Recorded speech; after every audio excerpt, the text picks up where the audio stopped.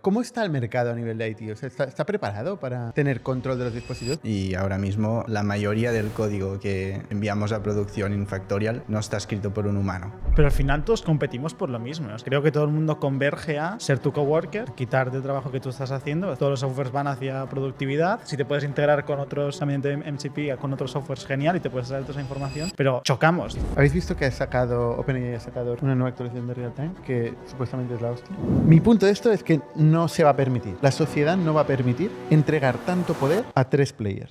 Fue un blog post de Anthropic que estaban acusando 3 compañías chinas en un distillation attack. ¿Y qué es un distillation? Exacto. La pregunta que todo el mundo se hace es ¿qué es un crédito? Exacto. Uno, ¿qué es un crédito? Dos, ¿cuánto vale en origen? ¿Cómo se genera? Ahora yo salgo de la burbuja de AI y la gente no sabe qué es Sam Altman, ¿sabes? Y yo, hostia, pero ¿sois conscientes de lo que está pasando en el mundo? Bienvenidos a la tertulia de ITNIC. Bienvenidos una semana más al podcast de ITNIC. Yo soy Bernat Ferrero. Hoy estoy con Ilyas Ayats. ¿Qué tal, Hola, Ilyas? hola. ¿Cómo estás? Bien, bien. Y hoy tenemos a 2 invitados especiales, Biel Seuma, Adrià Blancafort. ¿Cómo estáis? Muy bien. Muy ¿Qué bien. tal? Equipo de producto, hoy de Factorial. Biel, que viene de otros lados. Tú no eres Pasado al producto, lado pero ahora oscuro. eres producto. Me he pasado al lado oscuro. No, me pasé. El lado de la luz, dirás. Venías del lado oscuro. Me pasé Tú 2 eres años. McKinsey, o sea que más oscuro. Bueno, voy Perdón. migrando. Pero sí, un par de añitos casi de mano derecha de Jordi como Chief of Staff, más en el lado de Go-to-Market, aunque también trabajando cerca. Y ahora en un rol un poco híbrido, porque sigue habiendo parte de Go-to-Market y parte de producto. De hecho, en IT, en Factorial lo que hemos hecho es un pequeño experimento que es como una unidad de negocio autónoma, Justo. con go-to-market propio, ¿no? Con todo su equipo, con CX. ¿CX también?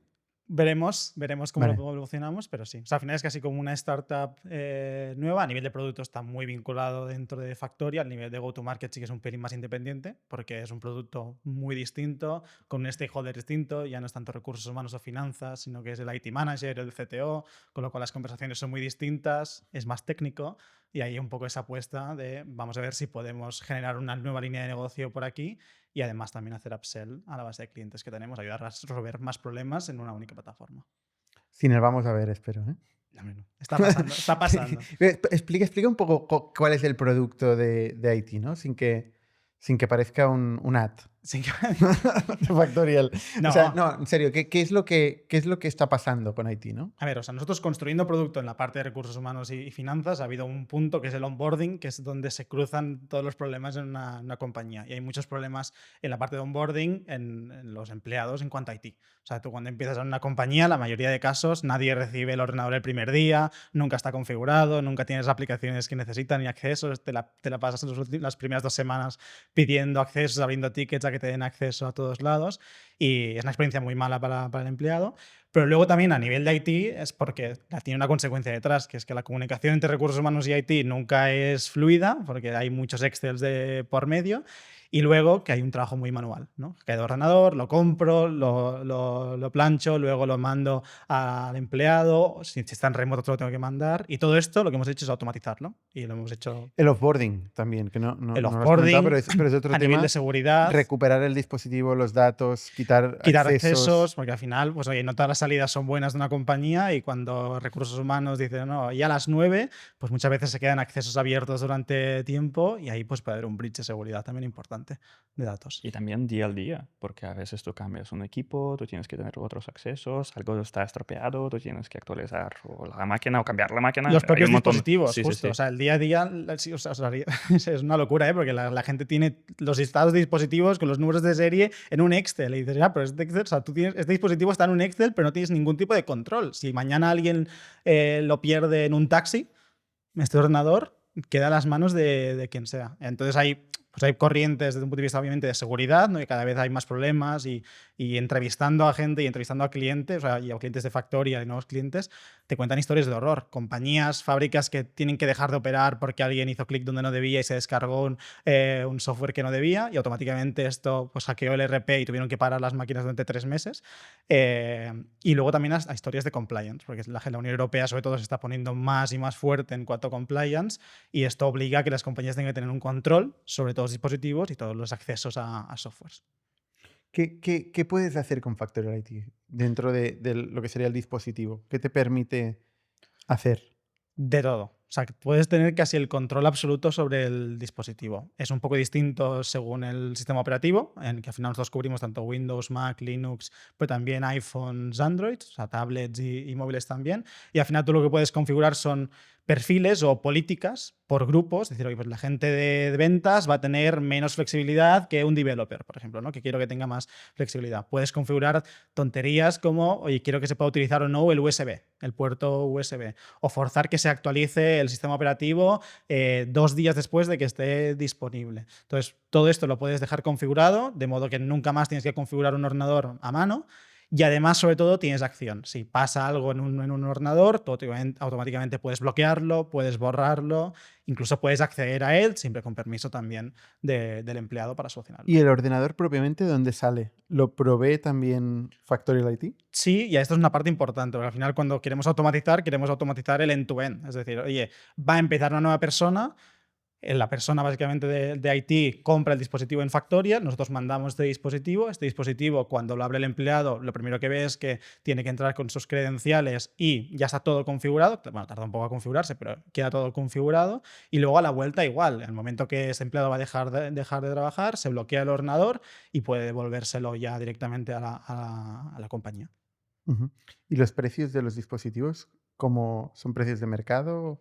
Nuestro negocio, me lo hemos hablado, ¿no? Es el hardware, nosotros estamos aquí digamos, para la parte tecnológica, entonces lo que también al final nosotros tenemos pues 15.000 clientes, más de 1 millón de empleados dentro de la plataforma y conseguimos pues, los mejores precios del mercado. Entonces nos juntamos con los fabricantes o casi directamente con ellos, conseguimos dar el mejor precio posible, mejor que cualquier otro revendedor, y ahí básicamente pues ya conseguimos que los empleados de IT compren con nosotros, y la propuesta de valor es mucho más fuerte que comprar el dispositivo en cualquier reseller, sino que aquí además tienes un control completo del dispositivo. Vale. Justo hemos sacado las launches with the CEO, es el título Sí, salimos ahí mano a mano. vídeo, donde normalmente yo cada trimestre explico lo que hemos lanzado en Factorial, ¿no? Y en este me hackeaste la launch. Salí al final de la mano de Juan. Exacto, y explicabas lo que era Factorial IT, ¿no? Que es básicamente lo que acabas de explicar. Oye, ¿tú por qué te has metido aquí? ¿Cómo te has metido aquí? En producto. Bueno, de casualidad, como casi todo en la vida, pero dentro de las facetas de un Chief of Staff está encontrar nuevas oportunidades de negocio. Y la de IT fue una que ya identificamos hace un año, que vino sobre todo de la mano de M&A, o sea, de hacer sourcing de compañías para M&A, nos fuimos metiendo más hacia adentro, hasta que dijimos, ostras, esto queremos montarlo, queremos que esté también dentro de Factorial, alguien tiene que liderarlo, y yo venía insistiéndote también a ti, sobre todo, y a todo el leadership, que creía mucho en el especializar un poquito nuestra fuerza de ventas. Es decir, que para salir de vender únicamente los productos de recursos humanos que hacíamos desde hace muchos años, necesitamos aprender de otros productos y aprender y conocer muy bien el cliente final, más allá de la primera figura que conocemos. Entonces, de ahí... Te lo has comido con patatas. Exacto. Pero bueno, es un ownership brutal, porque ha sido montar un equipo. Hemos pasado de ser 5 personas a 25 personas en 1 mes y medio. Yo soy muy crítico de este modelo. Y igual ahora lo uniremos con lo que está haciendo Adrián en Factorial, ¿eh? Pero yo creo que al final la venta, el elemento más core es la relación humana, ¿vale? Y es lo más difícil también. La relación de confianza. O sea, tú asegurarte que generas un vínculo con la otra persona, que te interesa, mostrarle que estás invertido en su problema y que le vas a ayudar a solucionar el problema. ¿Cómo le ayudes a solucionar el problema? Evidentemente es un proceso de project management, casi te diría, donde vas pain por pain, ¿no? Y vas encontrando cuáles son las posibles soluciones o combinación de soluciones. Justo. A veces no solo con nuestros productos, sino con productos del mercado. Y aquí están los buenos vendedores que saben juntar piezas, ¿sabes? Oye, pues igual te puedes utilizar esta ETL para tal, o puedes utilizar este otro software que hace hasta aquí y aquí llega Factorial, ¿sabes? O sea, no es simplemente conocer el producto y vender el producto, ¿no? Es entender el problema del cliente y ser capaz de hacer este project management para solucionarlo. Entonces, aquí para mí es un problema. Ya que estamos, pues te voy a argumentar lo que ya te he argumentado 50 veces y la razón por la que Factorial no tiene un go-to-market verticalizado a día de hoy. Este podcast es posible gracias a nuestro sponsor, MyTraffic. Si te dedicas al real estate, o eres un franquiciado, o te dedicas al retail, y estás pensando en qué zona invertir para crear tu primer local, te recomiendo que utilices la herramienta de MyTraffic Genie, que por vía conversacional te va a permitir saber cuántos visitantes tiene una ubicación, conocer el potencial de las zonas, el tráfico peatonal, las áreas de influencia. Pruébalo totalmente gratis y si quieres su versión Pro, utiliza el código ITNIC para conseguir un 10% de descuento. Si te interesa, te dejamos el enlace en la descripción de mytraffic.io. Que es una pena que cuando tú vas descubriendo estos problemas y vas navegando y saltando entre stakeholders, tú te encuentres problemas que digas, ostras, esto no es mi ámbito de competencia, ¿no? Te voy a pasar con el tío de talento, te voy a pasar con el tío de finanzas, te voy a pasar, ¿no? Al final acabas con un montón de gente, con objetivos a veces contradictorios, Bien, ¿no? Porque todo cuando un vendedor tiene una oportunidad clara, no quiere a veces complicar el deal y meter a más gente, ¿no? Entonces, al final acabas creando unos hilos que yo creo que para el largo plazo de la compañía no son beneficiosos. Dicho esto, está muy bien la teoría, luego la práctica es verdad que es muy diferente vender un software de recursos humanos que un software de finanzas. Y esto nos lo encontramos. Muy diferente hablar con el CFO que hablar con el director de recursos humanos. Ya no digamos con el de IT, ¿no? Son perfiles muy, muy diferentes. Pero un buen vendedor, una persona que es capaz de generar una buena relación y generar confianza, invertir en solucionar el problema de alguien, yo creo que puede moverse entre stakeholders. Totalmente. A la práctica, o sea, no lo negaremos, nos cuesta. Es difícil. Para mí, al final, hay varios factores, ¿eh? Pero hay un factor de curiosidad ilimitada, ¿sabes? O sea, porque al final, la venta es un proceso y es independiente de lo que realmente estés comercializando, ¿no? Tienen que darse unas relaciones y unos acuerdos entre tú y la otra parte para poder dar un acuerdo final. Pero obviamente tienes que saber profundizar en los problemas y entenderlos, y eso requiere que tú tengas cierta curiosidad por entender problemas más allá de lo que tú tienes. Entonces, a escala de un vendedor tiene todo el sentido del mundo. El tema es cómo lo haces con 1000 personas, ¿no? Y cómo consigues que esa curiosidad infinita llegue a 1000 personas para poder ir recogiendo los pains y el día a día de stakeholders muy distintos en toda la compañía. Entonces, bueno, es un experimento. Es bastante técnica la venta que hacéis. Yo ahora os tengo aquí metidos, porque os escucho. Estamos compartiendo sala, ¿no? Entonces es el único equipo de producto que tenéis vendedores ahí llamando todo el día. Que y gongs. Pum. Y gongs. Muchos gongs. No, cada vez que cerráis una venta, ¿no? Sí. Y sí que se va haciendo complicado, ¿no? Pues, sí. No, pues qué tal, pero qué sistemas operativos tienes, ¿no? Que Windows Home, Windows Home no va, no sirve. ¿Por qué tienes Windows Home? No, o sea, te vas tirando un hilo infinito, muy técnico. Bueno, y también estamos aprendiendo, estamos haciendo un poco, el equipo ahora mismo está explorando para ver luego cómo podemos abstraer y cuál es el proceso de venta ideal, y entonces con ese proceso ir al resto de comerciales y de personas dentro de Factorial y poder comunicarlo, ¿sabes? Y poder, entonces, ahora sí enseñar. Pasa que tener a todo el mundo explorando sin tener ni idea de IT, que yo mismo estoy aprendiendo un huevo en las últimas semanas. Sí, cada semana veo que la tocas más, ¿eh? Normal, porque vas bajando los más. Clientes te van forzando y te vas encontrando casuísticas más concretas. Claro. Pero bueno, es un experimento. Veremos, es muy divertido. ¿Cómo está el mercado a nivel de IT? O sea, ¿está preparado para tener control de los dispositivos? Porque, a ver, hay una realidad que es un poco el gran motivo también que nos metemos en eso, es que hay un movimiento regulatorio, ¿no? Y un movimiento de tendencia de mercado donde cada vez la gente tiene más miedo de qué pasa con el data, ¿no? O sea, ahora mismo tenemos a un montón de gente tirando documentos confidenciales constantemente a ChatGPT y haciéndole preguntas, ¿no? Y los datos se van moviendo arriba y abajo y dice, hostia, pero ¿qué está pasando con los datos? Y la Unión Europea tiene una directiva muy, muy clara en ese sentido de, oye, empresas, sectores críticos, mínimamente estratégicos y empresas de más de 50 trabajadores o que facturan más de 10 millones de euros, oye, ya está. O sea, tenéis que coger control de los datos. Justo, que es el NIS2. Que es una que directiva... es el NIS2 y que tienen unas sanciones brutales. Sí, o sea, pueden echarte como CEO, te hacen pagar hasta el 2% de tu facturación anual de la matriz, o sea, la agregada de todas las compañías, con lo cual acaban siendo pues hasta máximo 10 millones de multa. Claro, entonces en esta obsesión por decir vamos a controlar los datos, solo te queda al final el hierro. Justo. Irte al cacharro, ¿no? Y poder tener ese control. Es muy distinto a nivel de segmento de compañía. Las compañías más grandes te lo tienen muy resuelto, con sistemas relativamente arcaicos, pero hay personas de IT que ya se han hecho mucho al sistema y lo dominan y esto ya funciona bien.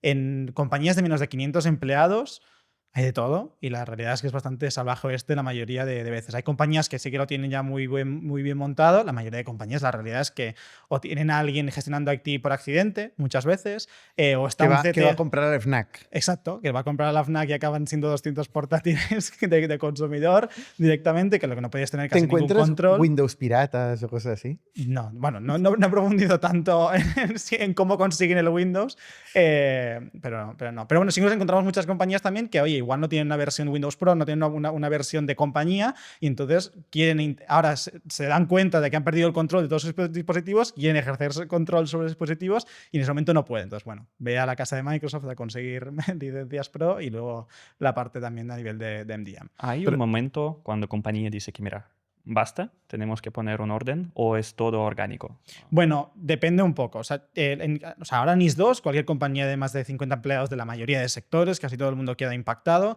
En Alemania, en Italia ya están echando a CEOs y poniendo multas de millonarias y se aprueba ahora en España, en Francia, con lo cual se aprueban en todos lados. Luego hay muchas compañías, por ejemplo, nosotros mismos hemos profesionalizado la parte de IT porque nuestros clientes nos lo pedían y nos pedían, oye, necesito que tengas un SOC 2 o una ISO 27001. Suele suceder cuando vendes a clientes grandes o al sector público que te piden ciertas certificaciones. Para pasar cualquier certificación necesitas tener un control sobre tus dispositivos y los accesos. Y ahora también es con la escala. También hay muchas compañías, startups que escalan, oye, voy creciendo y a partir de los 50 empleados que estás creciendo dices, uy, pero tiene que estar el CTO, te encuentras, ¿eh? Los primeros clientes que cerrábamos eran CTOs que estaban haciendo el trabajo de un IT manager, preparando ordenadores, comprando ordenadores en Apple directamente, mandándolos. Y dices, hostia, no hay nada más y mejor que hacer. Es un trabajo que es curioso, ¿eh? Porque normalmente el CTO no quiere saber nada de esto. Pero se lo come porque Pero es se el lo único que acaba sabe. comiendo porque no es el único, efectivamente, es el único Es el único puede que hacer. sabe. Sí, no, realmente esto pasa. Si tú empiezas ahora una empresa de 3 personas, ¿quién va a poner todos esos ordenadores? El CTO. Claro. A ver, yo siempre hemos sido todos ingenieros, pero el CTO Claro. se lo ha comido. Exacto. Bueno, Romero ha hecho bastante de IT durante bastante tiempo, ¿eh? O sea, lo típico que vas a una sala y no va a la tele o que Sí, siempre se el pone Zoom a Room, siempre es arreglar. Romero que Siempre lo acaba lo ves arreglando. debajo de la mesa arreglando. Pierde la paciencia y lo ves ahí tal, y lo arregla. Pero bueno, esto supongo que cambiará cada empresa, pero el perfil CTO o CIO, ¿CIO qué es? Empresas más, Pero hay más grandes ya. más grandes. En compañías más grandes, no. En compañías pequeñas no suele haber. Ya en Enterprise sí que suele haber, entonces ya pues hay todos los softwares más de ciber también que entran. Pero es que en compañías pequeñas es los básicos, ¿eh? La mayoría de compañías, la mayoría de nuestros clientes, cuando hablamos con ellos, muchas veces no tienen los básicos. O tienen softwares pues muy complicados de utilizar, porque la realidad de IT es que es difícil. La mayoría de softwares que hay ahí a nivel de MDMs o son muy limitados o tienen una complejidad muy alta. Vale. Oye, Adrián, tú ves la oportunidad de lo que estábamos hablando antes, ¿eh? El producto se puede explicar a sí mismo, ¿no? Sí. Igual no necesitamos alguien que sea tan experto en el producto. Por eso decía lo de que el foco en crear la relación, porque luego el conocimiento técnico propiamente del producto, igual hay otras formas de solucionarlo. Adrián, ¿tú qué se te ha ocurrido en este espacio? Bueno, un poco de contexto. Sí. Yo llevo un año en Factorial de Software Engineer y antes estuve en equipos más tradicionales de Employees, Contracts. ¿Qué significa equipos más tradicionales de Employees Contracts? Software CRUD. Vale. Es decir, la parte core de Factorial, las entidades core, Employees, Contracts. Ah, vale, que estuviste en Factorial. Claro, trabajando vale, pero en pensé que la Factorial. gente que nos escucha, o sea, los equipos Sí, y sí. las entidades de Factorial no las va a entender. Sí. Pero bueno, sí, son equipos de Factorial. Sí. Y Vale. luego me pasé al equipo de Factorial One y bueno, he estado trabajando en Factorial One ahí. Y uno de los retos que tenemos, porque es lo que la gente más pregunta a One, es cómo hacer algo en Factorial o cómo funciona esto. O sea, son preguntas que directamente están relacionadas con cómo funciona la plataforma. Claro, claro. Y entonces, pues el primer approach que hicimos fue conectar Factorial One al Help Center de Factorial, donde hay toda la información. Y de esta manera, pues puedes preguntar cualquier cosa de Factorial y te responde con la información correcta. Y ahora estamos experimentando con un paso más allá, que es que Factorial One tendrá una versión de voz que tiene un cursor que puede navegar por Factorial, escribir, clicar cosas y esta tecnología la vamos a aplicar para responder todas estas preguntas, pero enseñándolo al usuario directamente. Es un poco como el plugin este de Claude que coge el control de una pestaña Sí. de tu navegador, ¿no? Exactamente. Y hace cosas por ti. Ujú. Pero en este caso está deliberadamente hecho de forma muy sencilla, moviendo el cursor lentamente, Sí, ¿no? Obligándole al usuario a que haga cosas, sí, exacto. ¿no? Porque esto es un aprendizaje que tuvisteis, ¿no? Una iteración, Sí. ¿no? Porque- Es que al final dímelo. pensamos inicialmente que, mira, claro, que queremos que gente quiere Factorial configurado bien. Por eso, ¿por qué la IA no puede configurar todo desde el principio? Y hemos aprendido muy rápido que no. Gente quiere aprender también cómo configurar esto por su Si cuenta. va demasiado rápido, no aprende. Exacto, y que al final no quieren llegar a un punto final, que mira, es con todo configurado. No, tú la IA tiene que abrir esta caja negra y mostrar cómo configurar todo, porque esto da sensación de control a nuestro usuario. Por eso es que al final que hemos aprendido que es mejor mostrar paso a paso exactamente qué va. Y obligarle al usuario a hacer acciones, ¿no? Sí. O sea, poner los nombres de las cosas, ¿no? Sí, sí. Aquí dependes también. Si tú haces un onboarding total desde el principio, desde nada, es que claro que tú tienes que obligar y mostrar, pero si tú configuras y haces un montón de ajuste no hace falta. Por eso vamos a adaptar, depende del caso de uso, y es el beneficio que tenemos ahora con la IA. Y esto lo has aprendido, Adrián, viendo cómo funcionan los onboardings de Factorial. Sí, bueno, hemos hecho un poco de estudio de mercado, hemos hablado mucho con clientes y bueno, hemos construido prototipos, los hemos testeado con clientes y a partir de aquí hemos iterado para mejorarlo y que sea lo que los clientes esperan y encuentran útil. ¿Y la voz, de dónde la sacamos? La voz, hay varios proveedores, es decir, un agente de voz tiene tres partes. Una es un modelo de speech to text que escucha lo que el humano dice y lo traduce a texto. Luego hay un LLM que gestiona la business logic, es decir, con este speech luego hay reglas, hay prompts, hay tools y con esto realiza acciones. Y por último hay un modelo de text to speech que traduce este texto de vuelta para que el humano lo escuche. Y Pero esto para... tiene que pasar con el mínimo tiempo posible, ¿no? Exacto. Porque uno de los problemas que tenían estos modelos era la latencia. Ujú. Pero Y- últimamente Ha mejorado. ha mejorado mucho, ¿no? Sí. Y para el text-to-speech hay varios proveedores, pero de momento Eleven Labs es el mejor que hay, ¿Sí? sobre todo para idiomas que no son inglés. ¿Habéis visto que OpenAI ha sacado Real Time, Ujú. Una nueva actualización de real time. una nueva actualización de Real Time, que supuestamente es la hostia? Bueno, la demo siempre es la hostia. Sí, siempre, claro. Es increíble, la demo es Sí, sí. increíble, ¿no? Hace una demo que compra pizzas. Neuralnet Pizza Place. No se lo vi ayer, ¿eh? No, pero al final, claro que en un demo tú siempre vas a mostrar un happy path total. Pero al final tú después tienes un acento. Le dicta un número de serie como así como rápido y tal y lo pilla perfecto. Sí, sí, esto sí. No, pero al final es como... Es un equilibrio que tenemos que encontrar de cómo rápido responde. Si hay después acentos, porque tenemos clientes de diferentes países, de diferentes idiomas, diferentes todos. También cómo energético habla. Porque tú tampoco quieres un onboarding specialist que está hablando, por favor, toma aquí esta acción. También, como estas modulaciones de voz son también muy importantes. Y sí, y también hay cosas de costes, cosas de latencias, cosas de regionalidad, donde tenemos esos modelos. Un montón de conceptos.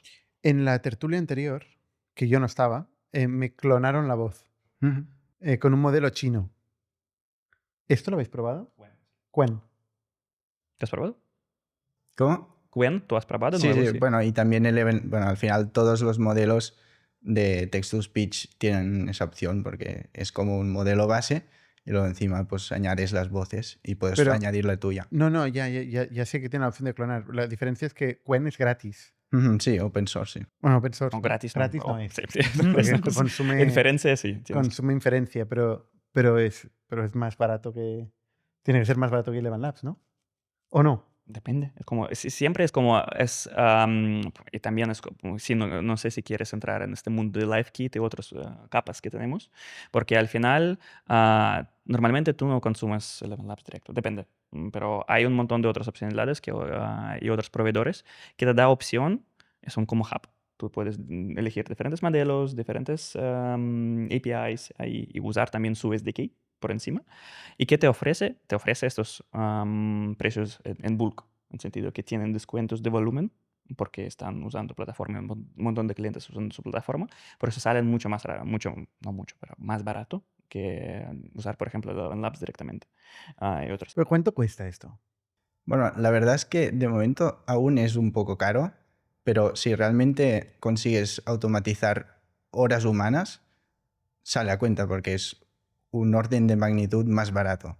Pero estamos hablando de 5 céntimos por minuto. El conjunto de toda la infraestructura y los 3 modelos de Speech to Text, LLM y Text to Speech. Y son mejores modelos, muy mejores modelos. Sí. Sí. Hombre, es mucho más barato que un humano. Sí, ¿No? sí. Un minuto de un humano es carísimo. Esta tertulia nos va a costar una pasta. Sí, nos está costando mucho dinero. Mejor Tenemos que- clonar nuestros voces. y ya está. Mandemos a nuestros agentes. Sí. Muy bien. ¿Y tú cómo ha sido tu experiencia de pasar por distintas áreas de Factorial ya que estamos? Te pregunto directamente, porque tú has pasado de equipos CRUD, como dices, Sí, ¿no? sí, sí. Me gustaría pensar de que ya no quedan equipos CRUD en Factorial. Bueno, Todo el mundo está pensando en AI, sí. está incorporando pues, indeterminismo en algún momento de la propuesta de valor, que bueno, luego hemos discutido mucho sobre el indeterminismo. Me mareo ya de esta discusión. Pero ¿cómo ha sido esta experiencia pasar de distintos equipos y acabar en este equipo? Bueno, muy enriquecedora, pero al final... No bueno, pressure, ¿eh? Muy enriquecedora, pero me quedo con One. Sí. Está muy bien aprender de las distintas partes de Factorial, pero sí que es verdad que One es donde hay el reto más grande técnico, que al final a mí es lo que más me apasiona, los retos técnicos complicados. Ujú. ¿Y cuándo saldrá este onboarding totalmente automatizado? Bueno, de momento estamos haciendo pruebas, ya está en producción y la idea es que el año que viene tendremos que... ¿El año que viene? Que viene no. Este año tendremos Este que... es mejor. ¿El año que viene? No, O sea, no. El año que viene es AGI. Perdón. Tenemos que gestionar más de 8.000 onboardings y esto implicaría, ahora mismo el onboarding en Factorial es un proceso muy manual y requiere de muchos onboarding specialists que acompañan al cliente y escalar implica escalar proporcionalmente el headcount. Ujú. Entonces la idea de esta iniciativa es conseguir más leverage para... Pero aquí hay un mindset importante, un cambio de mindset, ¿no? Porque tenemos equipos que han hecho esto manualmente y que ahora tienen que pasar a hacer un salto de abstracción que es igual la monitorización de múltiples onboardings mientras pasan, ¿no? Sí. El diseño del sistema, ¿no? Son otra capa de abstracción, ¿no? No todo el mundo lo va a ver o lo va a entender o lo va a saber hacer. Sí, aún hay partes que son muy complejas y que dependen mucho de cada cliente y ahí es donde el humano puede aportar más valor. Pero sí que hay partes que son muy mecánicas, siempre son igual y esas son las que podemos automatizar. Y también yo veo esto como una oportunidad más grande para dar mejor experiencia a usuario. No es solo para, vale, mira, la IA ahora recortando costes. No, No, porque, claro. exacto, al final tú tienes humanos para casos mucho más complejos y por eso, claro, que ahora ellos tienen mucho más tiempo para ayudarte exactamente en este caso. Y también la IA tiene al final como la IA va a responder a todas tus preguntas. Sí. Da igual cuántas veces tú vas a preguntar y va a intentar... Tener un experto siempre disponible para ti en todo Exacto, momento, a exacto. la 1 de la madrugada, con una profundidad y un conocimiento brutal que además te guía en el proceso, ¿no? Y una de las cosas que escuchaba a Xavi Virgili decir, que es el director de experiencia de usuario en Factorial, que decía esta semana es, no, es que vamos a cambiar el mindset y vamos a empezar a invertir más en el on-site. Es decir, ir a visitar a clientes. O sea, hoy era imposible, ¿no? Que las personas de onboarding pudieran ir a ver, conocer al cliente, tal. Esta parte de relación, volvemos a la parte humana, no damos abasto. Pues tenemos como muchos onboardings de hacer entonces ahora podremos dedicarle ese tiempo a hacer esto, ¿no? Yo creo que esto va a cambiar en todas las compañías, no solo en Factorial. Pero bueno, esta funcionalidad a mí me parece increíble. Y lo que más me interesa es cuándo puedes darle ¿cuándo podremos darle el tono comercial? ¿Sabes? O sea, ya no es... Porque al final, si no queremos vender algo que no es. No queremos vender humo. ¿Sabes? Entonces, queremos explicarte cómo se soluciona tu problema de verdad. Entonces, esto es lo mismo que hacer un onboarding. Sí, al final esta tecnología la estamos empezando a aplicar al onboarding, pero realmente se puede aplicar a todo el life cycle del producto, Claro. desde la primera demo, preguntas de clientes, el onboarding, upsellings.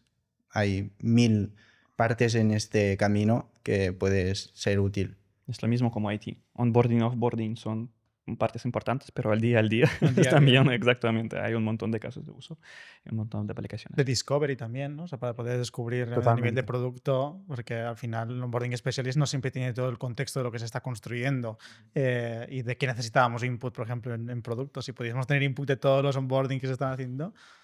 De hecho, el discovery, o sea, la parte más de SDR es lo que primero está empezando a automatizarse.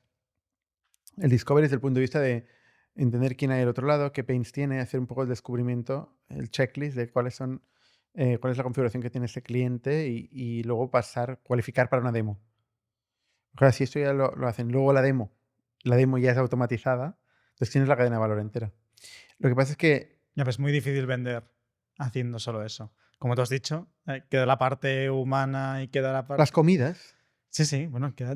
como no te mandemos un Optimus Prime a comer contigo, claro, no, al final queremos ser acompañados, queremos crear una relación, ¿no? Somos seres sociales por encima de todo, ¿no? O sea, eso es lo que te da es mucha más escala, ¿no? Pero el win rate no sé hasta qué punto puede llegar al mismo que el de un humano. Es verdad que, o sea, para mí tiene mucho más poder automatizar toda la administración, porque al final una persona que vende no tiene una limitación de vender, o sea, puede vender mucho en un mes, pero lo que pasa es que también tiene que hacer mucha parte de admin por detrás, que si la tiene completamente automatizada se puede dedicar mucho más tiempo al cliente. Ujú. Ahí sí. Pero yo me refería también al discovery de paint de producto, ¿eh? O sea, ya no solo... Vale, para el equipo de producto, Claro, o sea, recoger... agregarle la información, Claro, lo que, a nivel de agregación.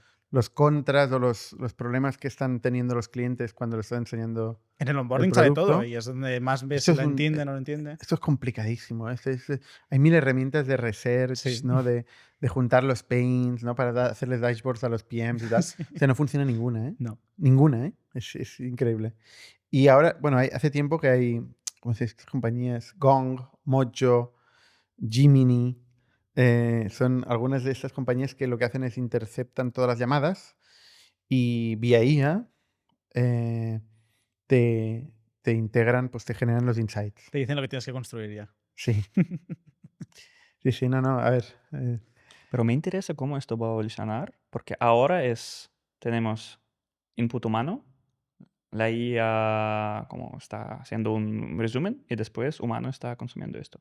Pero sí, al final la IA va a consumir esto también. Estoy pensando, sí, es para los PMs. Claro, es juntar, o sea, el SDR lo juntas con el que hace la demo, ¿no?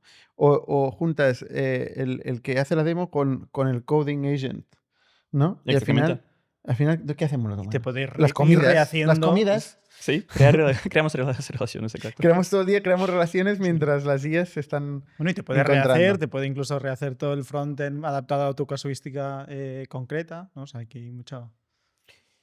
Es un tema que, ostras, ahora mientras siguen cayendo los softwares, ¿vale? Siguen cayendo, ¿eh? Cada semana vamos hablando de esas apocalypse, siguen bajando, ¿no? Ayer hicimos un all hands en Factorial donde puse Sí, yo entré y lo primero que vi fue una imagen de Atlassian cayendo un 60%. Y yo, Exacto, hostia, ¿no? alguien ha hackeado el All Hands. De golpe ahora se ha establecido esa transición, es decir, ya no queda dudas de que el software tiene que pasar a ser, o sea, el software entendido como el proceso administrativo de coordinación de trabajo entre dos humanos y la optimización de este proceso, que hasta el día de hoy ha llegado a ser un 2% del PIB de cualquier economía, de las más avanzadas, porque obviamente las menos avanzadas no es un 2% del PIB. ¿Cómo podemos, y que se ha aplanado aquí, porque al final el factor de trabajo sigue estando ahí, ¿no? Y no siguen siendo, o sea, el software sigue coordinando humanos, ¿no? Pero ¿qué pasa si en vez de coordinar humanos hacemos lo que hacen los humanos ya directamente, ¿no? Esto que estamos diciendo, sin límites, ¿no? y en vez de hacer pues 1 hora de trabajo, hacemos 1000 horas de trabajo en esta misma hora. Entonces ya estamos atacando este 50-60% del PIB, que es lo que es hoy work. Entonces esto parece que se ha establecido, que todo el mundo ya lo tiene claro, y ahora la duda es quién va a estar en esta segunda parte de la historia, quién va a hacer la transición. Y yo no sé si lo veis, pero todos los softwares están haciendo pues estas migraciones, ¿no? Y intentando convencer al mundo de que ellos sí que han hecho la transición. They are the ones. Sí, por ejemplo, Notion. No sé si lo habéis visto, pero ahora abres Notion y te sale, sale un pop-up. Sí, sí, sí. Ahí dice, oye, y son diferentes. Son diferentes para cada tienen A/B persona. testing Sí, porque sí. le hemos comparado Sí, varios. colores y- distintos. Sí, sí, sí, sí. sí, unos dicen, sigue trabajando por la noche, Ujú. ¿no? Y te enseñan cómo automatizar ciertas funciones para que mientras duermes sigan trabajando los agentes, ¿no? Y otros dicen, bueno, no sé, otra cosa. No me acuerdo exactamente cuál era el mensaje, pero la cuestión es que te están intentando decir que puedes hacer trabajo, o puedes apilar trabajo y dar órdenes, ¿no? Y dejar que Notion trabaje para ti. Sí, que claro, que todo el mundo está solo pensando que, mira, va a llegar otro Notion, otro documento que tengo que leer por la mañana. Esto... Estoy pensando que tú estás haciendo, oh, mira, otro Notion. Que claro, que cada equipo tiene su Notion, tiene su documento, y ahora tenemos la IA que puede escribir esto para Pero al todos. final todos competimos por lo mismo. O sea, yo me doy la sensación, o sea, creo que todo el mundo converge a ser tu coworker, a quitarte el trabajo que tú estás haciendo. Al final todos los softwares van hacia productividad. Si te puedes integrar con otros, o sea, mediante MCP, con otros softwares, genial, y te puedes traer toda esa información. Pero, o sea, chocamos casi todos en el mismo, acabaremos chocando en el mismo sitio. Si va bajando el coste del software, ¿no? Y hacer workflows, al final cada vez es más irrelevante, porque además se hacen al vuelo. Y los hace Claude.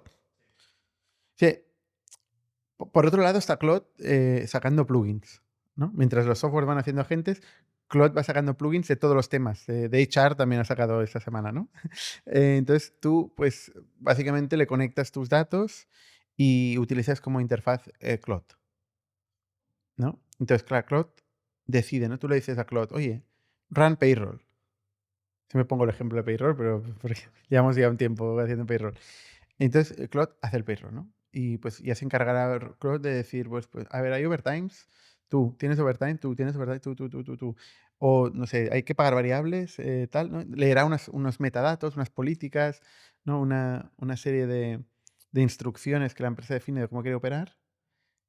Y Pero son luego políticas y ejecuta. bases de datos. Al final lo discutíamos comiendo, que es Sí. un poco, pero al final es políticas y bases de datos y es quién tiene el control de esa experiencia, que ahora Claude se está posicionando, aunque bueno, tú vas por la calle y la gente no utiliza Claude tampoco, pero Ya, ¿quién pero es tiene que la control de la gente, experiencia? o sea, ahora yo salgo de la burbuja de AI y la gente no sabe qué es Sam Altman, ¿sabes? Y digo, hostia, pero ¿sois conscientes de lo que está pasando en el mundo? ¿No? La gente me toma por loco.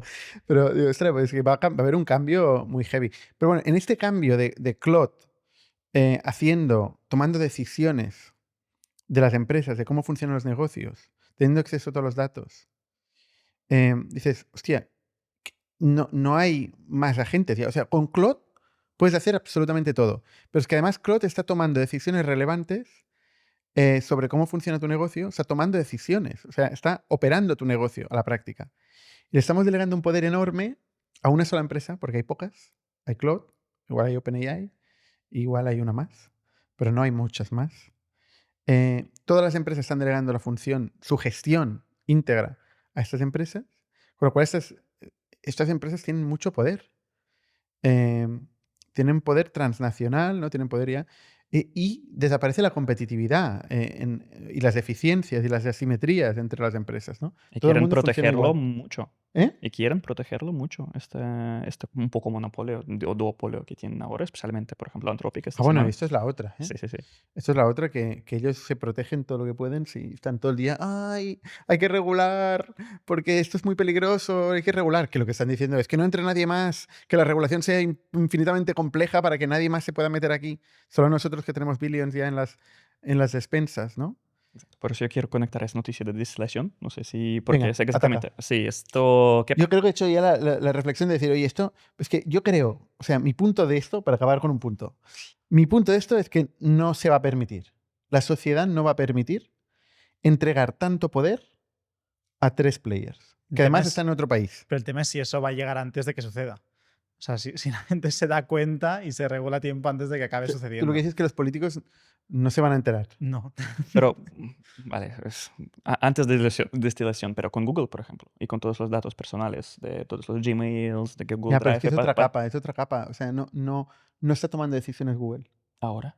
Sí, no. En un año, con No, Gemini bueno, integrado en todo. Google es uno de estos players. Sí, ¿eh? exacto. No, Sí, por eso. no, digo, OpenAI, Google, Grok y Anthropic. En este caso yo tengo menos seguridad en sociedad para controlar estas cosas. Tenemos que ver, porque al final si esto pasó algunas veces con los datos antes, ¿por qué no va a pasar con las decisiones? Tenemos- Sí, o sea, lo que dices, si te da una ventaja tan grande, una eficiencia tan grande, ¿por qué no usarlo, no? Pero claro, cuando las eficiencias siempre tienen sentido comparativamente.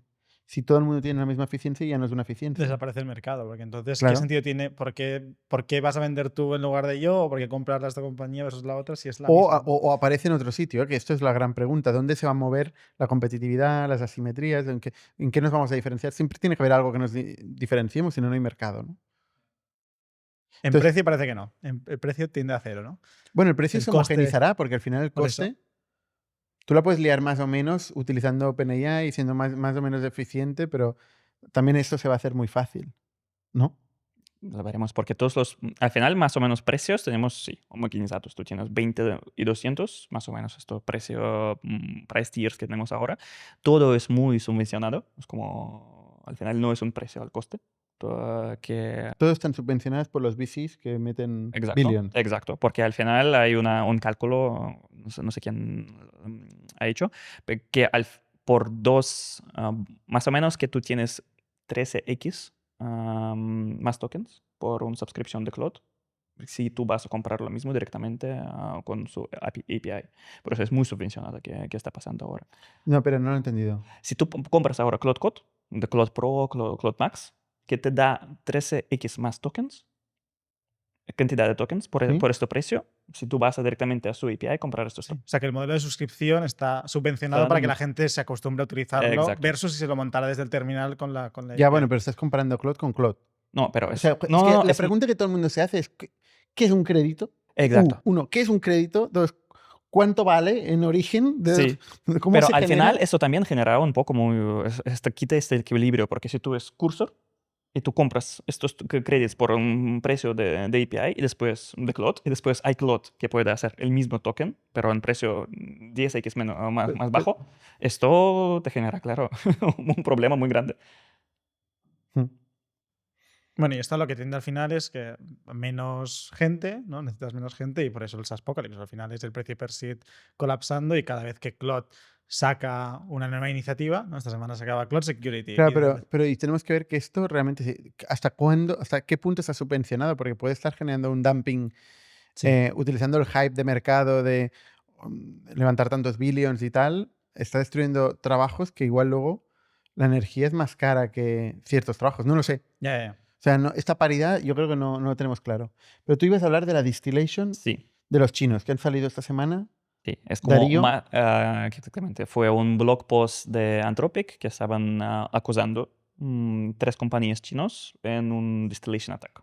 ¿Y qué es un distillation Exacto. attack? 3 compañías chinos. Son Moonshot, Minimax y...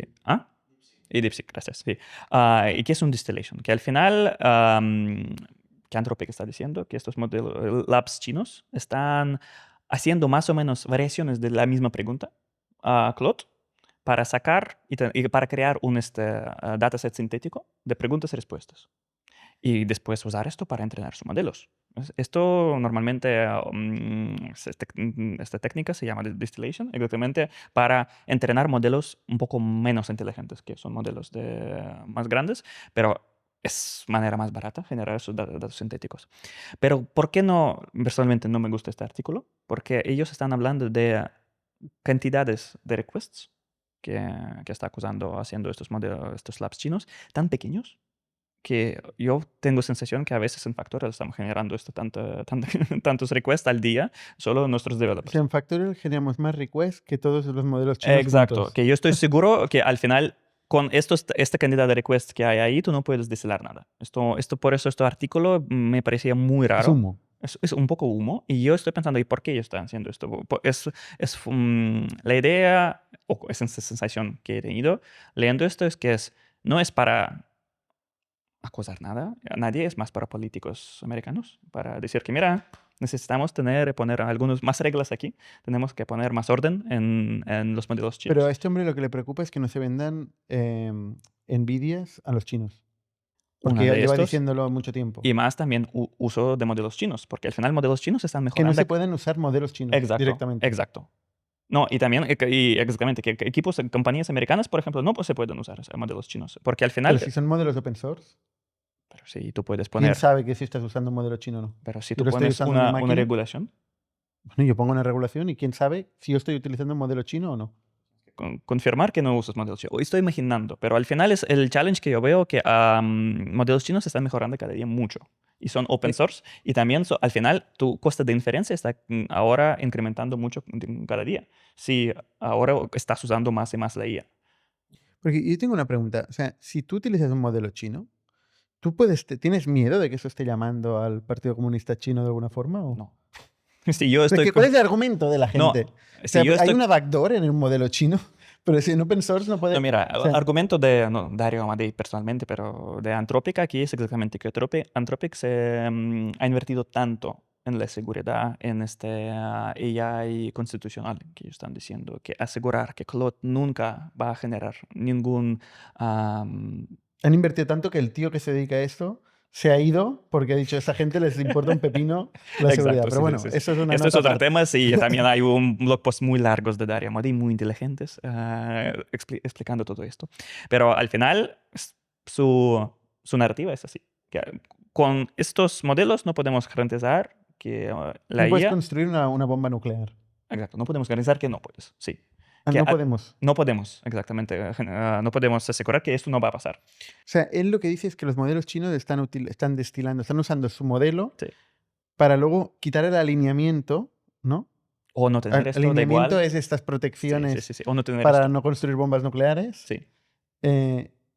Y para luego construir una bomba Sí. nuclear en China contra Estados Unidos. Exacto. Ese es el argumento largo. Sí, muy, muy largo. Y también es como al final fue muy divertido leer esto en Twitter, que todo el mundo estaba diciendo a Anthropic que mira, pero chicos, ¿de dónde vosotros tenéis toda la información que estáis usando para entrenar gente? ¿De dónde habéis sacado métodos? Sí. todos los datos para entrenar vuestros modelos? Sí. Y evidentemente, pues, Sí, sí, sí. robando. Exacto, exacto. Y por otro lado tenemos Pentágono, está ahora hablando directamente con Dario Amadei diciendo El hacer lo Pentágono. mismo. El Pentágono, sí. El Pentágono Sí, de Estados Unidos Sí, sí, sí. está diciendo que, bueno, que Podemos tener modelos se está chinos. quejando de Anthropic. Dice, yo leí el otro día que decía alguien del Pentágono que Anthropic es woke y que no está entregando, no quiere trabajar con el ejército y que no sé qué y que tal, ¿no? Y luego Darío dice que le preocupa muchísimo que se utiliza Anthropic para entrenar swarms. ¿Cómo era swarms? ¿Cómo era swarms? Enjambres de drones autónomos que maten a gente masivamente y que no haya un dron que pueda desobedecer la matriz y decir yo esta persona no la puedo matar porque va contra mi ética. Y como no quiere que esto se acabe utilizando Anthropic para estos enjambres, bueno, esto es lo que yo leí. Pues entonces no va a colaborar con el Pentágono. Pero esto, a ver, ¿qué día estamos? Tiene hasta el viernes, creo, Sí, para viernes, dar sí. una respuesta. O sea, Sí. evidentemente, pues va a colaborar con el Pentágono, ¿no? A ver, lo veremos. Es también un discurso muy interesante, porque Anthropic ha creado su identidad basado en esto. Porque por un lado está Está muy diciendo que bien que exactamente... cree la identidad con eso. Mira, esto mismo dijo Meta en China, que luego es mentira, pero bueno, dijo Meta en China y ¿tú ves Meta en China? Yo no. Pues lo mismo en Estados Unidos, ¿no? O sea, al final los gobiernos tienen mucho poder, sobre todo el americano y los chinos, ¿no? Pero sí, Anthropic en ese sentido está ahora, por un lado, creciendo mucho, por otro lado, tiene un montón de problemas. Me parece tiene un montón de miedo, no sé, para proteger esto. Y no paran de sacar cosas. Yo es que flipo con la velocidad en la que van sacando cosas, ¿no? Hace poco pues ha salido que escriben COBOL. Ujú. Y IBM, ¡pum!, Sí, el ha caído. lunes ya IBM ya también. ¿no? Luego han dicho, oye, tenemos un producto para ciberseguridad. Cloud Security, ¿no? Que te revisan el código y te dicen, oye, aquí tienes vulnerabilidades y también Exacto. CrowdStrike, SentinelOne, todos los DRs. Eso tú estás muy cerca de estos software, Bueno, o son sea, de estos partners productos nuestros. de Son partners ciberseguridad. nuestros. A ver, o sea, lo que sacó esta semana es para revisión de código, que no es algo o sea, no es el core del negocio tampoco de estas compañías, pero el miedo Esto es porque siempre. caen, ¿no? Estas compañías de ciberseguridad. Bueno, caen muchas veces por comportamiento de los bots, de que ya es, oye, saca Claude algo, automáticamente vendo todo lo que esté relacionado. Y luego hay las reacciones de cada uno. Sale el mismo SentinelOne, salía el CEO diciéndole, bueno, pues te detecto 3 vulnerabilidades al mismo Anthropic, ¿sabes? Y le decían, y le publicaban Esto públicamente. lo dice el CEO de SentinelOne, Sí, el CEO de SentinelOne. que es un software de ciberseguridad. Exacto. Uno de los que cayó. Le y que- encuentra las vulnerabilidades a... Exacto. Y dice, pues mira, has sacado un producto de esto, pero yo te encuentro estas vulnerabilidades.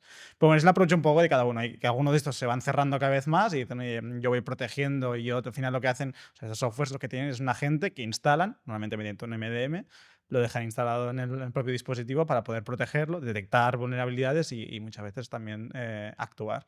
Pero hay también varios approaches. A mí también, o sea, es lo que comentábamos también comiendo, ¿no? Que a mí me viene un poco el cómo cambia la estrategia de producto, porque cada uno, aquí hay gente que se está cerrando y dice, yo cierro las puertas para que Cloud no pueda trabajar conmigo y no me pueda utilizar y quitarme el valor y comoditizarme.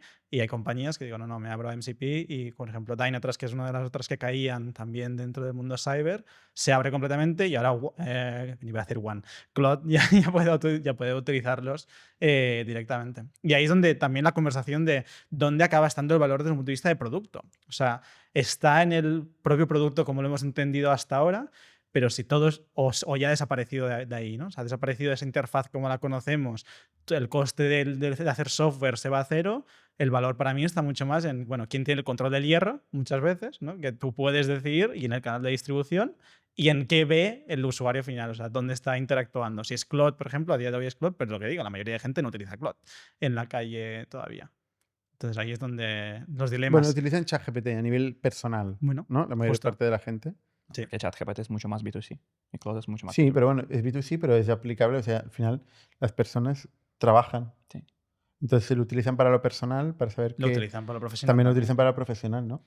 Lo que pasa es que no puedes utilizar ChatGPT para coordinarse con las cosas de la empresa, con otros ChatGPT de otras personas de la empresa, ¿no? Pero bueno, ese es el paradigma de OpenClaw, Ujú. que es un poco lo que pone encima de la mesa de qué pasa si todo es un agente personal y los agentes ya se coordinan entre sí y crean redes sociales y hacen trabajo juntos.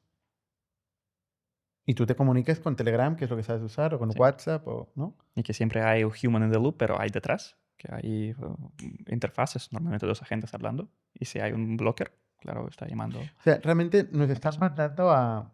O sea, quieren que vayamos a la playa, a poder trabajar desde la playa. De hecho, Claude acaba de sacar una interfaz remota Sí, para para poder Claude seguir Code. haciendo queries a Claude Code mientras estás en la playa. Sí.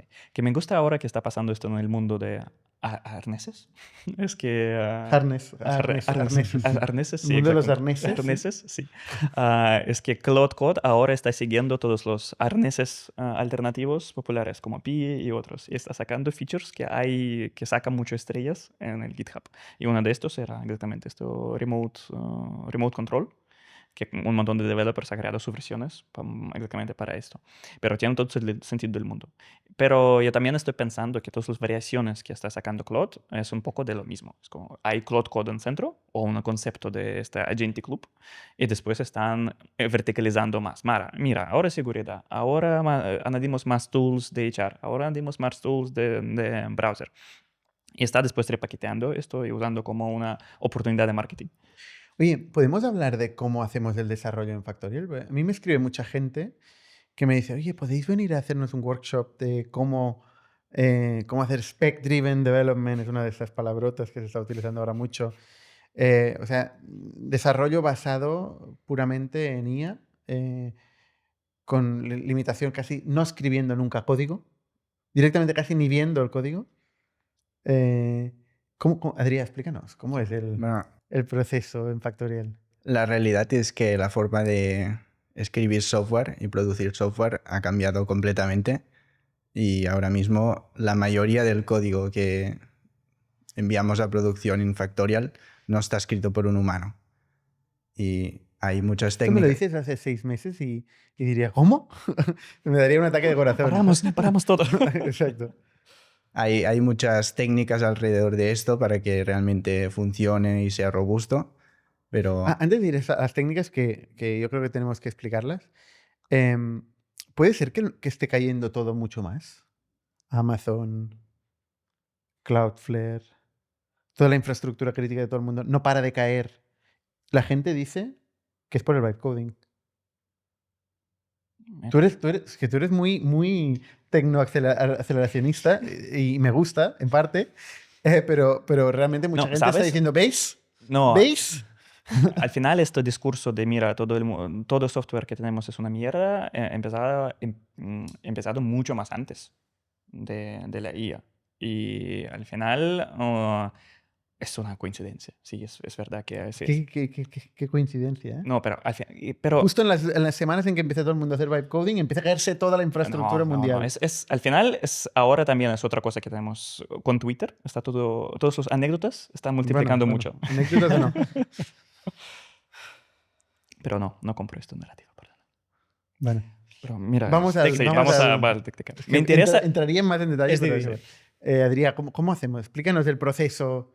Tampoco hace falta mucho entrar muy en detalle, pero suficiente. la clave al final es la gestión del contexto para que tú puedas tener tu agente de código favorito, que pueda realmente entender la base de código y pueda actuar y realizar los cambios para hacer las features que tú quieres.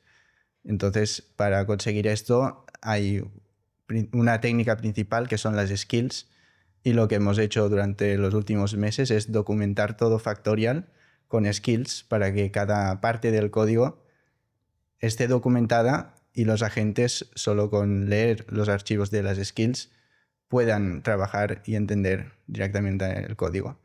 Y encima de esto añadimos agentes de código. Antes, bueno, teníamos Cursor, ahora estamos probando con OpenCode, con GitHub Copilot, y con esto realmente, si tú tienes un spec de la feature que quieres producir, si gestionas bien el contexto y tienes todo bien documentado, prácticamente el código se escribe solo y solo tienes que verificarlo.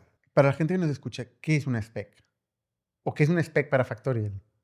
Una spec al final es una definición concreta y determinista de cómo debe ser un comportamiento de una feature o... Pero en lenguaje natural. Exacto, una Con todo definición lo determinista que es el lenguaje Exacto, natural. determinista. determinista, entre comillas. Es una... Y lo que pasa con un spec es que tú tienes siempre muy buenas intenciones, escribes una spec y un minuto después ya ha cambiado. No un mes después, no. Un minuto después, cuando se ha encontrado con la realidad, esto pues ha cambiado. Entonces, ¿cómo mantienes esta spec actualizada? Bueno, en función de que cambia la definición del producto y qué funcionalidades queremos, se actualizan las specs. ¿Automáticamente? ¿Hay un agente escribiendo la spec? Esto es el paradigma del Spec-Driven Development, y cómo funciona es que son los humanos quienes escriben las specs, y a partir de las specs los agentes actualizan el software para cumplir con las specs, que son estos requerimientos en lenguaje natural. Pero tú vas toqueteando, o sea, tinkering. Mira. Vas diciendo, oye, otro prompt, esto no, hazlo así o así. Y esto es exactamente ¿Qué pasa con la spec? que yo veo que es un cambio de chip que está pasando mucho más cada día en la industria. Que al final es también diferenciación muy importante entre skill y un spec.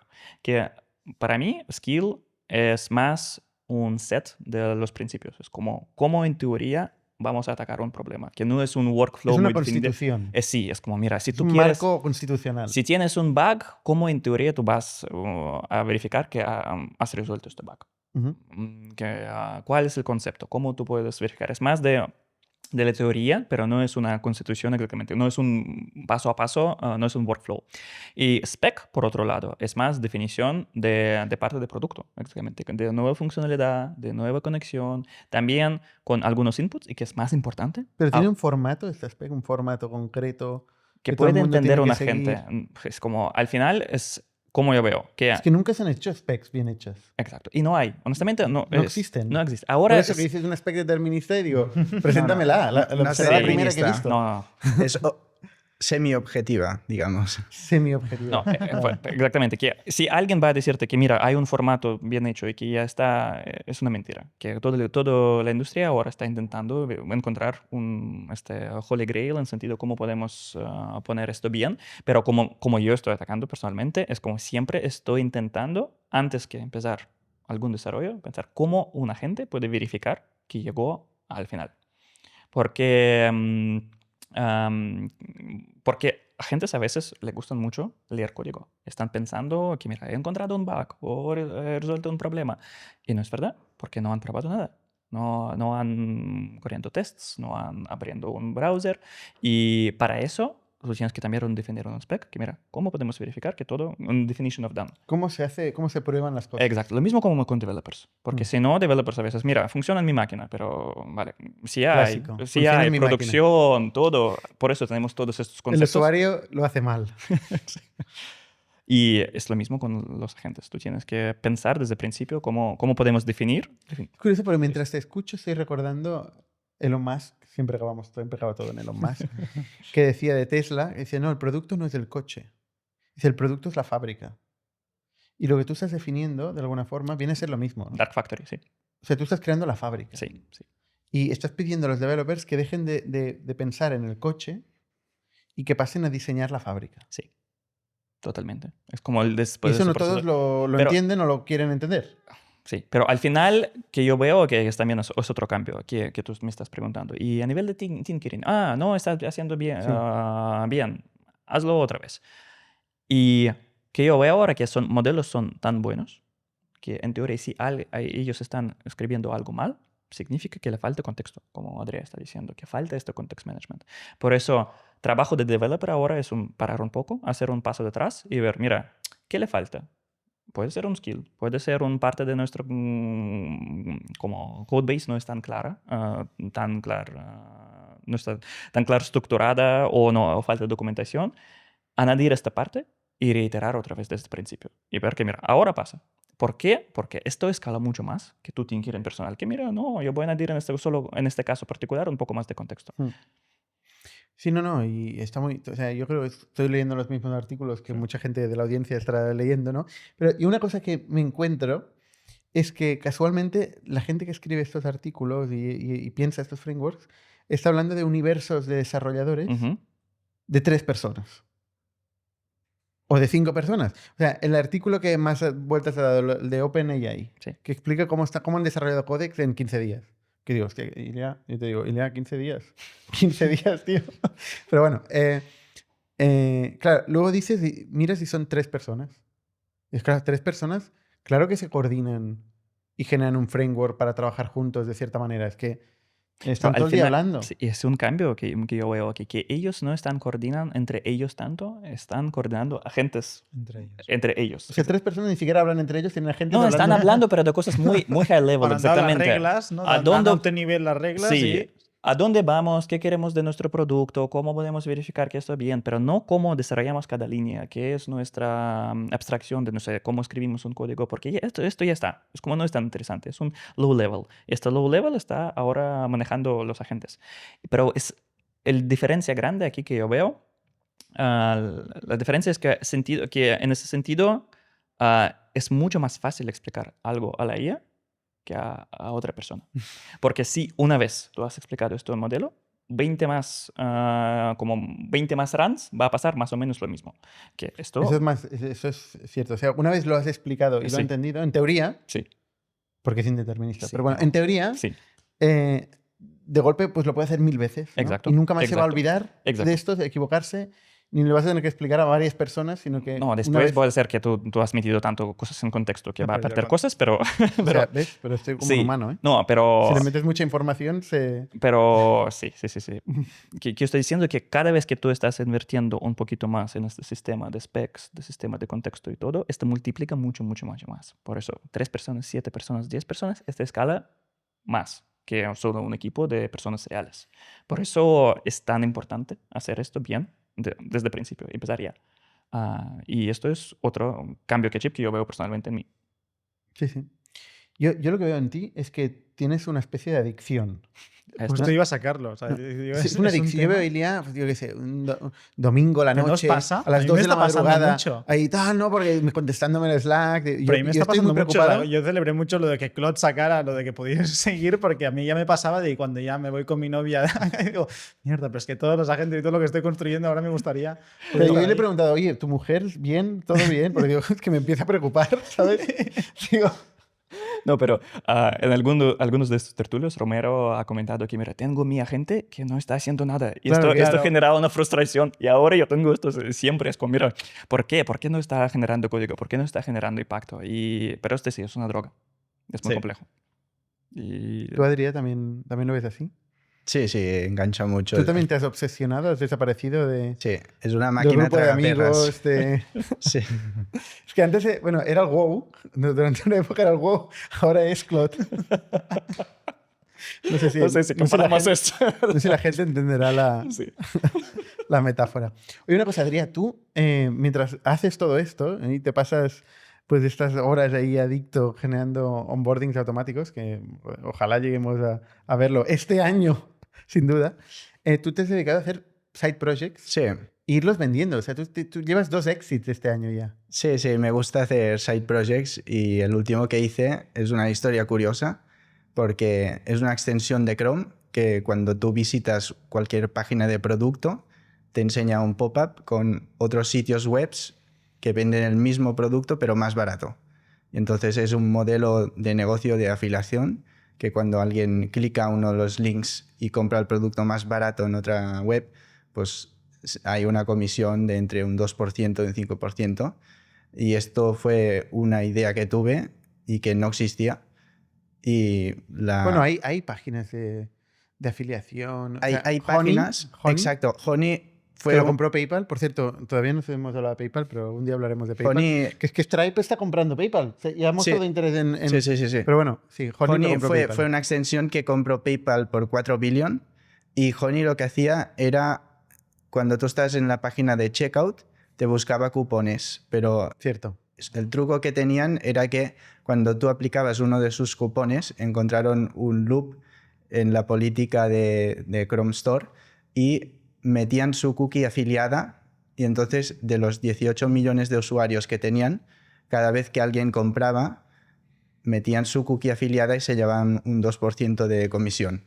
Y entonces, inspirado por Honey, que realmente se vendió por un valor muy alto, Totalmente.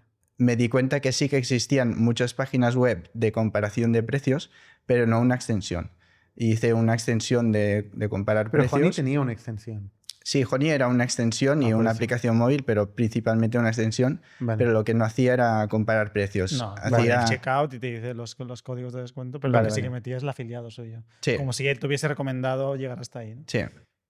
Y nada, hice esta extensión. En 5 meses llegó a casi 7.000 usuarios activos y llegó a tener 1.000 millones de productos, que además es un poco complicado porque los precios cambian cada día y tienes que mantenerlo actualizado, si no, no aporta valor al usuario. Y Y todo orgánico, ¿no? No el crecimiento fue orgánico. O sea, lo metiste en la App Store Hmm. en la Store de Chrome Chrome Store, sí. y empezó a crecer, ¿eh? Sí, sí, sí. O sea, elegiste el nombre y la descripción. Sí. Y la gente lo encontraba y lo usaba. Sí, sí, y bueno, hice algunos vídeos así virales de user-generated content por TikTok e Instagram.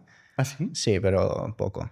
Pero eso con tu TikTok. Sí, cuentas así de usuarios ficticias. Y bueno, funcionó y empezó a crecer, pero al final no tenía tiempo para seguir escalando. Así que me hicieron una buena oferta esta semana y decidí venderla. Y ahora ya la he vendido. Ostras. Y por el camino te escribió la hija de Bill Gates. Sí, esto es una historia muy curiosa porque la hija de Bill Gates está haciendo exactamente el mismo producto. Empezó un poco antes, creo que lleva unos 2 años, se llama FIA y Fia Gates. No, producto. se llama Phoebe, la hija, y la empresa se llama FIA. Ostras. Y es una extensión de Chrome igual. Y justamente hace un mes o así levantó 35 millones a 180 millones de valoración y hace una cosa exactamente lo mismo, una extensión para comparar precios. ¿Y le vendiste a ella? No le vendí, lo intenté, pero no lo conseguí. Pero lo que es curioso, creo que es de lo más surrealista que me ha pasado, es que me escribiera la hija de Bill Gates por LinkedIn, que era la red social de su padre en el fondo, porque LinkedIn Ya, es de Microsoft. Bueno, a ver, sí. Creo que muy indirectamente. Sí, sí. Pero Bueno, sí, bueno, sí. De hecho, vio el proyecto y me dijo, oye, ¿quieres venir a trabajar en FIA? y tú dijiste, estoy con Juan. Estoy en Factorial. Sí, sí. Estoy con Juan. Hostia, qué curioso. ¿Y la otra? Has vendido 2, ¿no? Bueno, voy haciendo otros proyectos.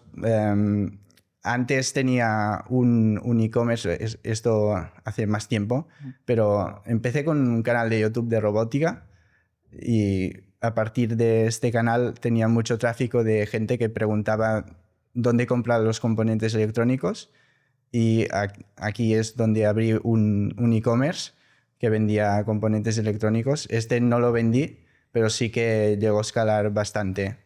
Esto fue hace 3 años o así. Muy bien. Oye, y última pregunta ya, y lo dejaré aquí. ¿Vosotros cómo estáis al día? ¿Qué leéis? Ilia. Hemos hablado en empresa algunas veces sobre esto, es lo Hacker News. ¿Sí? Y los Es podcasts. verdad, hemos hablado muchas Sí, veces. ¿no? y los podcasts. Es como, y Twitter. Como, Obviamente la tertulia de Inés. estoy participando directamente. Más ¿Te fácil. estás autoescuchando? Autoescuchando. No, es otro tema, no puedo. Sí, pero los podcasts, Twitter y Hacker News. Y Hacker News no estoy leyendo directamente, me llega un summary a Telegram. ¿Tú bien? ¿Estás al día? Twitter. Twitter. A la hora de ir a dormir, la verdad. Porque estoy el día con el equipo y construyendo lo más rápido posible. Y esto ahora mismo me tiene al 200%. Y es esa media hora antes de ir a dormir, que ya sé que no debería, pero es el momento en que entro en el Siempre rabbit dicen, hole. no, antes de ir a dormir, no Bueno, pantallas. Duermo Lo muy contrario. bien. Duermo muy bien, la Duermes verdad. muy Vale. Pero es el rabbit hole, es el rabbit hole. ¿Y lo que te sale en Twitter es todo de IA? Porque a mí me sale todo de Sí, IA. sí, sí. O sea, solo IA. Sí. Y luego por eso cuando veo un Twitter de alguien que no soy yo, que le salen otras cosas, digo, pero hostia, Pero tú también, hay otras cosas en tú la estás vida. leyendo For You, ¿no? ¿Eh? Tú estás leyendo For You El For tab. You. For you, sí. Sí, Vale. sí. Esto es muy... sí, Pero yo bueno, es nunca- que si yo fuera el nunca- otro también me saldría Vale, cosas de la sí, sí, IA. sí. No, yo voy limpiando cada vez, pero igualmente vuelvo Sí, siempre sí, al sí, For sí. You a descubrir. Adrián, ¿tú qué lees? Yo he preparado una lista con... Sí, eso es como- ah, Es que antes de empezar a grabar, lo voy a contar, Adrián ha dicho, oye, he venido con la bibliografía de cosas sí. que voy a recomendar y tal. Sí, y digo, bueno, pues sí, dispara. porque suele ser una pregunta común en el podcast y Es verdad. me la quería preparar. Sí, principalmente para estar el día, Tech Twitter y después dos newsletters. Una es TLDR Tech, que es muy buena para si tienes poco tiempo y quieres estar el día del mundo tech. Es brutal porque te lo resumen todo y te pone links a las noticias. Después, más tema VC, España, Dealflow de Jaime Nova. No va. Y luego algunos podcasts como 20VC, Lenny's Podcast, All In, Masters of Scale, My First Million, Acquired, Eat Nick. Y De hecho, en Indie eres uno de los primeros comentarios Sí, muchas sí. veces. Eso Sí, se agradece mucho, más positivo siempre. No como los otros que me rajan siempre. bueno, el podcast de Lex Friedman ya es muy famoso. Y y libros ya de startups y VC, los típicos Zero to One, Innovators Dilemma, The Hard Thing About Hard Things, Blitzscaling, Lean Startup, Predictable Revenue. ¿Predictable Revenue? Sí, ¿En serio? sí, me lo he leído, sí, sí. Ostras, pero qué curioso, ¿no? Porque tú no vendes. No. No, pero me interesa un poco todos los rabbit Te holes. interesa todo, ¿eh? Sí, sí. Increíble. Y Predictable Revenue principalmente... es el que ha inventado el modelo de SDR y Account Executive, ¿no? Sí, sí. Fue el primer SDR del SaaS, porque Salesforce. Aaron Ross escribía él mismo los mensajes de, oye, tal, podemos hablar O sea, esto que ahora es tan annoying y tal, en aquel momento no lo era. La gente tenía mail desde hacía poco tiempo y casi todo Silicon Valley recibió en algún momento un mail de Aaron Ross que era un SDR de Salesforce, que estaba en aquel momento ya inventándose este modelo de venta de SDR y Account Executives, ¿no? Que luego escribiría más tarde el libro de Predictable Revenue y que luego escribiría otro, que no me acuerdo cómo se llama ahora. Hay dos. Uno escrito con Jason Lemkin. Bueno, en fin. Están bien. Estos libros están bien porque te explican lo obvio, Sí. No, pero que es importante lo obvio. Son el Es que one-on-one. a veces nos olvidamos lo Exacto. obvio. Base, a veces no. Exacto, exacto. Muy bien. Pues muchas gracias por compartir la biografía. Gracias a todos por compartir y discutir aquí en la tertulia de ITNIC. Y nada, volvemos a De Juan. vuelta. Volvemos a trabajar. Venga, hasta la semana que viene. Muy bien.